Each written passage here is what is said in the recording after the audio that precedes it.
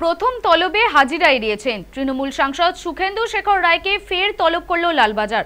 এসবের মাঝেই রবিবার এক স্যান্ডেলে রবীন্দ্রসঙ্গীত পোস্ট করে বুঝিয়ে দিলেন তিনি ভয় পাচ্ছেন না, আরজিকর নিয়ে তার কণ্ঠরোধ করা যাবে না। আরজিকর কাণ্ড নিয়ে তৃণমূল সাংসদ সুখেন্দু শেখর রায় গোড়া থেকেই প্রতিবাদী। দোষীদের শাস্তির দাবিতে সরব হতে দেখা গিয়েছে তৃণমূলের অন্দরের প্রায় সকলকেই। তবে সুখেন্দু শেখরের প্রতিবাদের ধরন ধারণ তাঁর দলের পক্ষেই ঠিক যেন হজম করা কঠিন হয়ে দাঁড়াচ্ছে। আরজিকর হত্যাকাণ্ডের প্রতিবাদে গত 14ই আগস্ট রাতের দখল নাও মেয়েরা কর্মসূচিকে সমর্থন করেছিলেন তিনি। তবে তারপর থেকেই আরজিকর কাণ্ড নিয়ে একের পর এক টুইট অস্বস্তিতে ফেলছে দলকে। কিন্তু শনিবার মধ্যরাতে সুখেন্দু বাবু এক স্যান্ডেলে পোস্ট করে যে দাবি করেছেন তা আলোড়ন ফেলে দিয়েছে তৃণমূলে ও রাজ্য রাজনীতিতে। কারণ তিনি দাবি করেছেন সিবিআই এর উচিত কলকাতার পুলিশ কমিশনারকে হেফাজতে নিয়ে জিজ্ঞাসাবাদ করা, পাশাপাশি আরজিকর মেডিকেল কলেজের প্রাক্তন অধ্যক্ষ সন্দীপ ঘোষকেও হেফাজতে নিয়ে জেরার দাবি জানিয়েছেন সুখেন্দু শেখর। এক স্যান্ডেলে তাঁর এই পোস্টের পরেই জানা যায় রবিবার কলকাতা পুলিশ লালবাজারে তলব করে তাঁকে। যদিও তৃণমূল সাংসদ পুলিশের কোনো নোটিশ পাননি বলেই দাবি করেছিলেন, সেক্ষেত্রে লালবাজারে হাজিরা দেবেন কিনা সে প্রশ্ন ছিলই। আশঙ্কা সত্যি করে হাজিরা এড়ান সুখেন্দু শেখর রায়।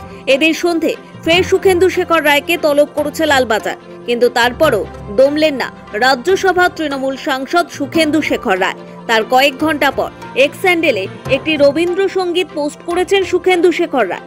গানটি হলো আমি ভয় করব না। বর্তমান পরিস্থিতিতে এই পোস্ট যে অত্যন্ত ইঙ্গিতপূর্ণ তা বলাই বাহুল্য। তৃণমূলের কোনো সাংসদ এভাবে কলকাতার পুলিশ কমিশনারের ওপর অনাস্থা জানালে শাসক দল ও সরকারের জন্য বিড়ম্বনা তো অবশ্যই।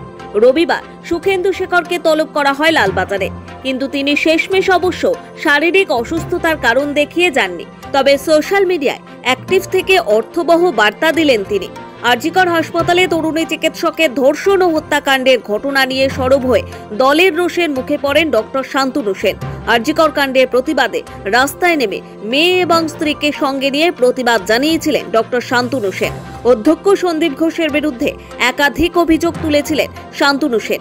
পাশাপাশি আরজিকরের পঠন পাঠন যে রসাতলে গিয়েছে সে কথা উল্লেখ করেছিলেন তিনি।